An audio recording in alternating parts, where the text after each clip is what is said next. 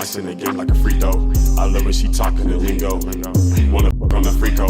She says she bringing the Tito's. We hacking the game like a Chico. I'm a monster, it's time for the beast mode. Cracking your skulls like Debo. Straight to the strip, all singles. They peeping straight through the peephole. You a lame, you a dork, a bimbo. Giving a shout out to my boy Juan. His Instagram is right here on the screen. Check out his newest single, Headshots. The link is in the bio. It'll take you straight to Spotify and Apple Music. Go ahead and check him out and show him some love. I see his glory falling and I start to get fanatical. Got some spiritual weapons and you know they get tactical. Romans, Proverbs, Isaiah. You ain't a believer, see you later. Just cause we don't see eye to eye don't mean I'm a hater. I love God, love myself, and I love my neighbor. I just pray they get the message like it's a pager. Taking out these demons, yeah, we laying. Oh yes, sir. Oh yes, sir. It's your boy Twan. We back. It's episode 4, full time. You already know what it is.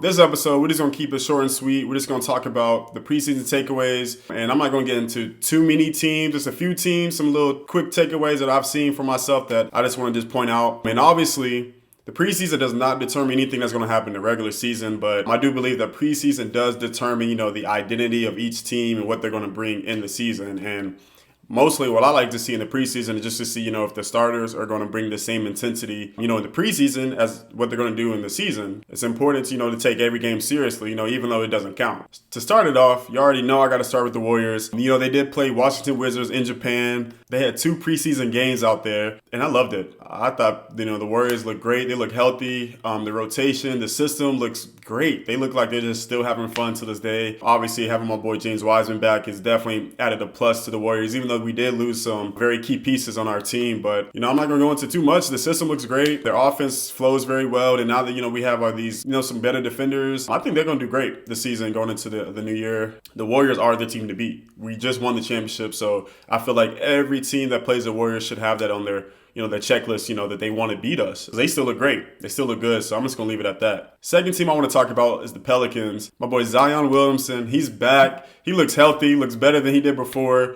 I know he did cut down some weight, so, it definitely has helped him move a little bit, allow him to be a little bit more mobile on the floor. But I think the Pelicans look really good, including the fact that, they still got some of their returners coming back with CJ and a few other pieces, but I'm excited. I'm excited for him to play a full regular season, bring some more hype back to New Orleans. So I'm excited to see what Zion and the Pelicans to do this year. Next, I just want to talk about the Clippers. My boy Kawhi Leonard was back on the floor. So excited to see him back from his injury.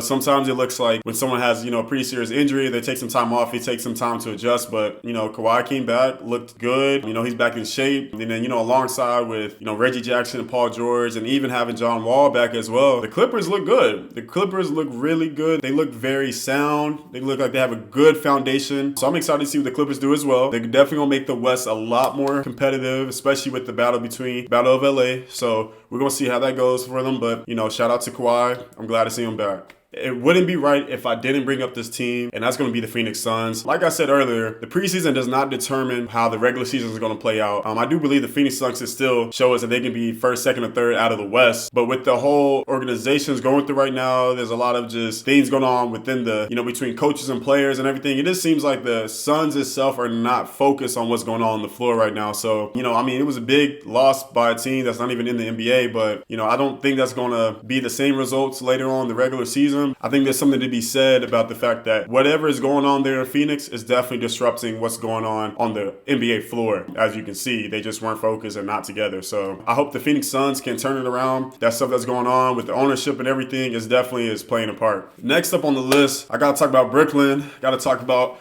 KD, Kyrie, and Ben Simmons. To start it off, KD is KD. The man still is unstoppable. The man is pretty much the best player in the NBA. And he has showed us still that even in preseason, doesn't matter how it looks, he can still get to his spots, still make buckets, still just make it look too easy. And there's nothing more to say or anything negative to say about KD. I just hope that they can, turn this Brooklyn team around this season. So, and to piggyback on that, Kyrie Irving, man, looks good. Kyrie looks good. So, hopefully, all these things that happened the previous season and everything, I hope that finally this will be a year that we can see Brooklyn Nets team stick together all the way through. And, I know before in my previous episode, I had put Brooklyn at a lower totem pole coming out of the East, finding that 7th, 8th spot. But preseason showed me a little bit different that, with this whole Ben Simmons addition, their team has kind of opened up a lot more. It's definitely opened the floor up as well, too. Kyrie and KD has been getting to their spots a little bit more easier, knowing that they have Ben Simmons, a 6'10" point guard who can, facilitate and also get to the rim as well. I still think Ben Simmons is finding his rhythm still, trying to get back into the rhythm of things. It seems like a few seasons since he's even played himself. So I do expect some good things out of Brooklyn. I want KD back in the playoffs. I want to see them doing something tremendous for the city of Brooklyn. So we'll see what goes on there. Lastly, I just want to talk about the Lakers. First off, Anthony Davis looks healthy. Anthony Davis looks good. So the West needs to watch out. But when I just seen the little things that I saw on the floor, AD is back to how he was before, so I expect some good things out of it. Obviously, LeBron's going to be LeBron. There's not much to say there. I believe he's going to probably average over 27, 28. And, this is year 20, on top of the fact that he is about to break the record this season. So I only expect good things for LeBron as well. Kendrick Nunn looked like there was a missing piece out of that Los Angeles team last year, and it seemed like Kendrick Nunn was the one to fill that role. They started off with Kendrick Nunn and Russell Westbrook in the backcourt. It definitely worked. I know there were some questions on how they're going to match up and how they're going to do their rotations and everything. And for the most part, it looks like Coach Ham definitely has an idea of what he's going to go to during the regular season. With Kendrick Nunn being there, that's a plus for the Lakers. I do want to talk about Russell Westbrook. A lot can change in the regular season, but Russell looked great. Russ looks like he was in rhythm, has an open eye, seeing, more opportunities for other players to score, and he doesn't have to force no shots. And the biggest thing that I want Russ to do is not make no bad shot selection. So it looked like Russ is willing to be in that point guard position like he was supposed to, and allowing others to score. Now that you have Kendrick Nunn next to you on the wing, and obviously LeBron 3, then you got AD 4, come on, y'all should be at least top 5. So we'll see.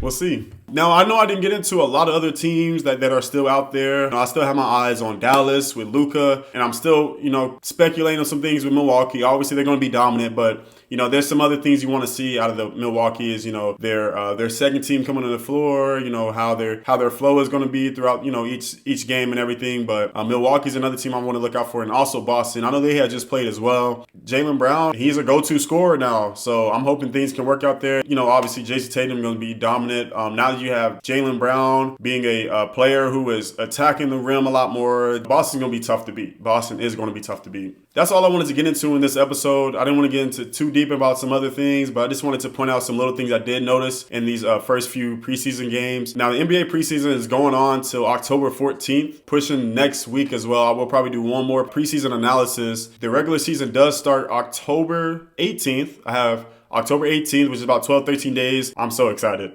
I cannot wait. That's all I wanted to get into with this episode. Make sure you guys subscribe on my YouTube. I appreciate the love on Instagram as well, too. I appreciate y'all. Thank you. We out. I'm a monster. It's time for the beast mode. Cracking your skulls on Debo.